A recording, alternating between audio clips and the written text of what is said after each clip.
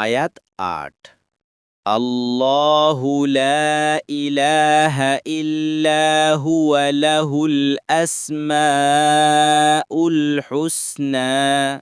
অনুবাদ: আল্লাহ, তিনি ছাড়া অন্য কোনো সত্য ইলাহ নেই, সুন্দর নামসমূহ তারই। তাফসির ১ নং ফুটনোটের বিবরণ। এই আয়াতটিতে তাওহীদকে সুন্দরভাবে ফুটে তোলা হয়েছে।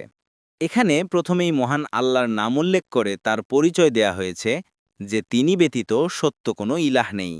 তারপর বলা হয়েছে যে সুন্দর সুন্দর যত নাম সবই তাঁর, আর এটা সুবিদিত যার যত বেশি নাম তত বেশি গুণ, আর সেই মহান যার গুণ বেশি।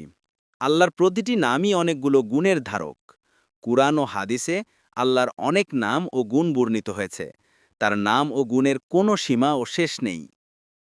কোনো হাদিসে এসেছে যে মহান আল্লাহর এমন কিছু নাম আছে যা তিনি কাউকে না জানিয়ে তার ইলমে গায়েবের ভাণ্ডারে রেখে দিয়েছেন।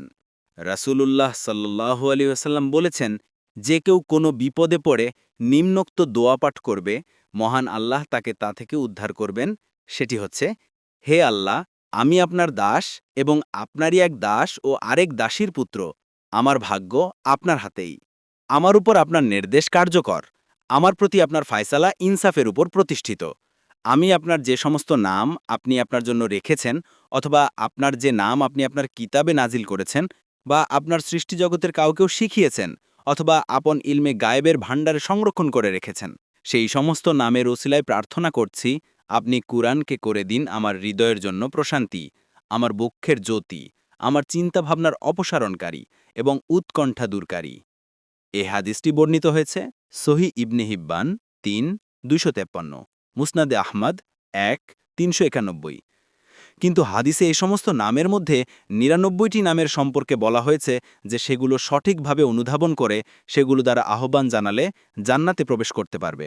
রাসূলুল্লাহ সাল্লাল্লাহু আলাইহি ওয়াসাল্লাম বলেছেন যে অবশ্যই আল্লাহর ৯৯টি নাম রয়েছে, কেউ সঠিকভাবে সেগুলোর মাধ্যমে আহ্বান করলে জান্নাতে প্রবেশ করবে। এই হাদিসটি বর্ণিত হয়েছে বুখারী ২৭৩৬, মুসলিম ২৬৭৭। কিন্তু এর অর্থ এই নয় যে শুধু এই ৯৯টি আল্লাহর নাম, বরং এখানে আল্লাহর নামগুলোর মধ্য থেকে ৯৯টি নামের ফজিলত বর্ণনা করাই উদ্দেশ্য।